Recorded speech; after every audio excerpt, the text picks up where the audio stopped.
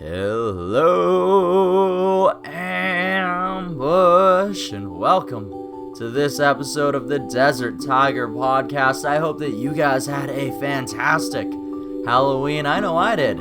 I am your host of the DTP. I am Colton G, and today on the show we are joined by Emily of Bad Buddy as we take you behind their self-titled debut album. Yeah, we're going behind the music with Emily of a Bad Buddy today. How the band came together, all of those fun details. Of course, most of the members of this group were sort of playing in the folk music scene before Bad Buddy. So how did all of them end up coming together? How did the band get formed? And what was it like? What were the first jams like? What was it like playing some of the first shows, transitioning into this new style, this punk rock, this alt rock sound that the members of Bad Buddy now see themselves playing? We're gonna dive into the recording process of this self-titled debut album as well. We're gonna take some time to shine a light on some of the tracks, some of the singles, like Simultaneously, like Hunters, and we're going to be playing both of those tracks for you today on the show as well, so don't you fret. We're also going to be diving into the Bad Buddy video game, which you can find on their website. It's super challenging, actually. It's very fun. And we're going to dive into what inspired the creation of this game, and Emily is actually the person who crafted the game. So how challenging was that for her to do?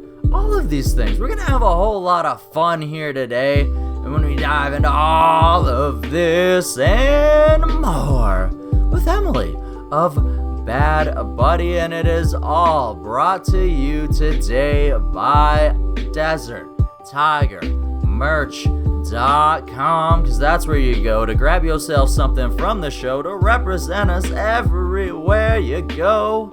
And show us some love over at DesertTigerMerch.com. You might want to hurry on over because we've been selling out of smalls. I've warned you that we're getting super low on toques, so if you want something for the holiday season, I can't guarantee that I'm going to get reorders in time to get it shipped to you, unfortunately. So you might want to move on that. Yeah. Alright, it is time to set the vibe for this conversation with Bad Buddy, with Emily, and the perfect way to do it is with one of the tracks off of their debut self-titled album. This is Hunters.